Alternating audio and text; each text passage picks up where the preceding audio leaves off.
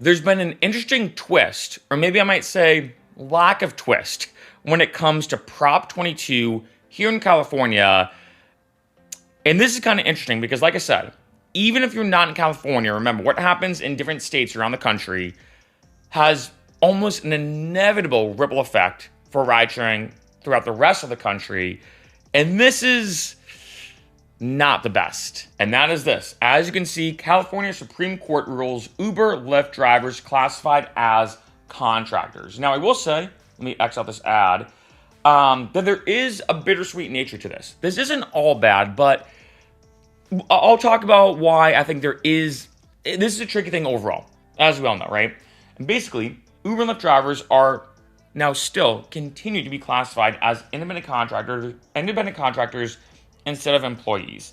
The court ruled in favor of upholding a years old ballot measure, Prop 22, ending the legal dispute that it could have reshaped California's gig economy if it was overturned.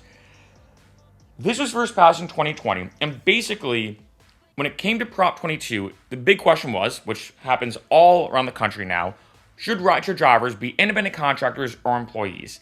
And I will say, for my rideshare drivers here in California, I think after Prop 22, things were a little better, but not fully, right? And basically, this was a huge legal thing, right? And basically, the state's highest court has said that Uber Lyft drivers can continue to be classified as independent contractors, right? It does not conflict with the California Constitution. And going down here, one of the things about it, which is good, is that the measure promised drivers 120% of the minimum wage and a healthcare contribution equivalent to 50 to 100% of the average provided by employers under the Affordable Care Act. And as you can imagine, Lyft and Uber are really excited about this, right? They spend around, $200 million, both Uber and Lyft, in terms of ads and getting the word out there and sponsorship. They did whatever they could to make sure Prop 22 did not turn drivers into employees. And Lyft said, "We are pleased to continue to bring Californians closer to their friends, family, and neighbors, and provide drivers with flexible," I put that in quotation marks, "flexible earnings opportunities and benefits while preserving their independence." Prop 22 was and continues to be a win-win for California. I don't know, right? And then Uber, said that whether drivers or carriers continue or choose to earn just a few hours a week or more, their freedom to work when and how they want to is now firmly etched into California law. Now, a couple things to say right off the bat. One, of course, Uber and Lyft are happy about this, right? I mean, this makes things a lot easier for them. And I will say, like I said, drivers are definitely way better off after Prop 22. There's no denying that, even though they're saying it's independent contractors. Second thing I want to say is I do think drivers should stay as independent contractors. I do say that. So it was kind of almost a paradox. Because on one end, I'm like, this is probably a good thing. I don't think drivers, like I said, I've changed my stance over the years. I don't think drivers should be should be employees, But I do think there is a middle ground, right? I did a video about what happened in Massachusetts. In my opinion, probably the biggest news ever for Uber and Lyft drivers. And I will say, so let me make sure I X that out so it doesn't start playing another ad. But I do think, like I said, what happened in Massachusetts was one of, if not the biggest and the best news story or change for drivers.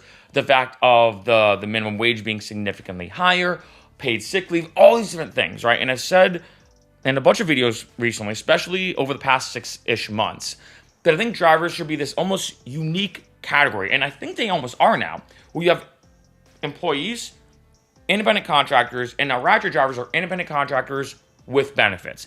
I actually think that is the best win-win, is the best middle ground and everything.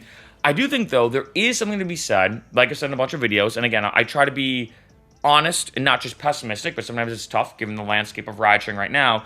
But I think Uber and Lyft does take advantage of its drivers. And one of the best and biggest ways Uber and Lyft does that is the fact that drivers are independent contractors. And they're staying as such. And as a result, Uber and Lyft kind of does this dance. And I use this analogy a lot, which I think is a good one, similar to a relationship where you're either single or dating, but then you have this friends with benefits, right, as people call it.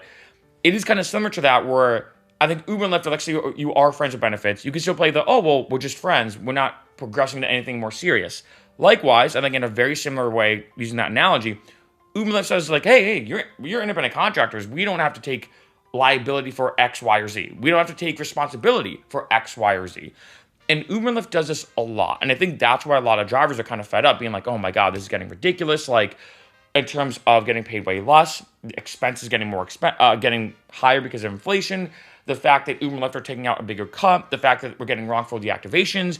I mean, I could go on and on and on about the negative aspects. And don't get me wrong, there are a lot of benefits to being a driver, I want to say, right? That goes without saying. I've done a lot of videos about the positive aspects of being a driver. There's been, I don't know what it is, I think like hundreds of thousands, maybe over 1 million new jobs created, let's say just here in America, as a result of Lyft and Uber, of people having a flexible schedule, being able to drive, and more. So I think pros and cons on both sides. But when it comes to this specifically, the reason why I'm a bit kind of like, okay, we'll see what happens, and a bit on the fence about this ruling, is I was hoping there would be some clause saying, okay, you know, we're revisiting Prop 22. Let's kind of run it back, so to speak. Maybe we should add in another thing, because I've talked to a lot of drivers who stated, like, look, I'm not going to lie, I initially voted for Prop 22 to make drivers independent contractors and stay as independent contractors. Now I regret it, because now, since it's now cemented in stone that drivers are just independent contractors, it almost gives Uber and Lyft more power to treat us even worse. And some drivers have said to me, like, yeah, I know we get minimum wage now. I know we have some kind of healthcare stipend or whatever. I know there's a couple benefits, but I think if anything now I'm being treated worse, and Uber and Lyft's taking out a bigger cut than before and paying less than before because the court kind of gave them a bit more power, because before it was kind of vague. Are we employees? Are we independent contractors? Stuff to say. Uber and Lyft couldn't fully treat us like independent contractors, but they also couldn't fully treat us like employees. Now that it's set in stone, like, hey, we're just independent contractors, Uber and Lyft doesn't care now. And I have heard that from a lot of drivers. And so when they were revisiting Prop 22, it was conflicting, because on one end, I'm like, I don't think that they should become employees again. Tough to become employees, at all. But I do think there should be another at least clause or something added into Prop 22 on top of this to at least get drivers the money that they should be deserved, right? I think that is the biggest thing, especially, like I said, when you look at Massachusetts, which in my opinion is now kind of leading the country with ride-sharing rights, if I'd call it that, in terms of, like I said earlier, very decent minimum wage, paid sick leave, unemployment, all these kind of things. I think, all these different things are kind of included with this Massachusetts deal that happened, and the fact that now there's a huge potential union happening for rideshare drivers. That's leaps forward, and that's moving, I think, the needle further towards the way drivers should be getting treated. And I think with this, I feel like it cements it even more aggressively that drivers are just independent contractors without any say for anything. And I think this is why when I bring up things like unions, I know it's I don't want to say a touchy subject, but it's a loaded subject, if I'd say it that way. I do think there needs to be some type of union happening. And I think with Massachusetts leading the way, it's very possible later this year that a union does happen for ridesharing in Massachusetts. I would not be surprised.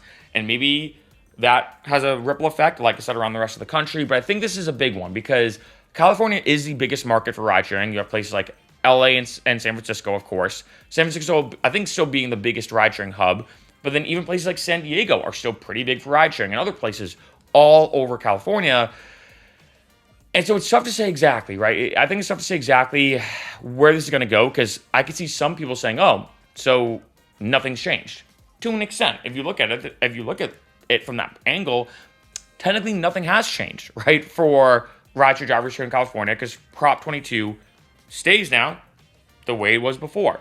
At the same time, like I said, I feel like from this ruling, because, there were different people arguing it and going after it and giving different, rebuttals or arguments against it, I think now it just gets cemented way more aggressively, way further and more intensive a cementment, if that's a word, to say, no, this is the second time we're approaching this. You are definitely independent contractors. And what worries me about this, why I feel a bit negative about it, is because is this going to make it harder, even though drivers do want to be independent contractors, is this going to make it harder for drivers to get the rights that they deserve? And I know Uber and Lyft in those statements at the end of it kind of said, like, oh, this is great. Of course they're happy about it.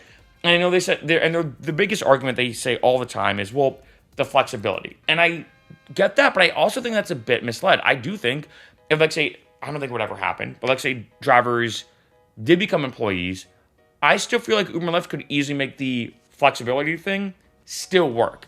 I think they use that as kind of a cop out. Like, it's tough to say, right? It's one thing to say it on paper, it's another thing in practical use and practicality. But I think drivers could easily still have that flexible schedule while being employees. I think Uber and Lyft could figure that out. And I mentioned before that there were companies that I worked for that were very similar to Uber and Lyft. It was like a gig economy type job, but I was an employee and I did have a flexible schedule. I think it doesn't stop Uber and Lyft from doing that either, right? I know there's going to be complications. There always is. And I think Uber and Lyft maybe does have a point that things are, of course, way easier now for drivers when it comes to flexibility. Maybe if they became employees, it might be a bit more rocky. It is tough to say, right? But no matter what, this is unfortunately a big win for Uber and Lyft, because I think that although, yes, I do, and this is which kind of the cognitive dissonance exists, I do think drivers should stay as independent contractors. So I do agree with the article in the sense of, like, you know what? This is a good ruling. But at the same time, it's sometimes not just the ruling itself, but the bigger picture, kind of like the tree versus the forest, where is this going to be now a situation that Uber and Lyft can use in the future? Is it going to be something to look at that just, again, cements it more, like I've said a couple times, where when drivers try to get more protection, more rights, more just being treated better overall, is it going to make it harder for them to get that? Is it going to make it harder for them if they want to push for something more? Is it going to make this harder for them to maybe start a union? It is tough to say, but I think this is one of those situations that, although, yes, now drivers are even more independent contractors than ever before here in California, if that's even possible to say, right? Because, like I said, nothing's changed, but in the bigger picture, things have changed where it's harder for drivers now, like I said, to roll that back. Way harder to roll it back. And I know some do, some don't, but I think no matter what, although, yes, I think that in some ways this is a good thing because I don't think drivers should be employees. I think there needs to be something to be said, and I'm hoping that maybe this at least has some type of positive breadcrumb effect that eventually, at some point, drivers can use this as hopefully a benchmark to say, hey, we know we're staying as independent contractors, and we're okay with that, but we just want more rights, more protection, no wrongful deactivations, and just being treated fairly as workers.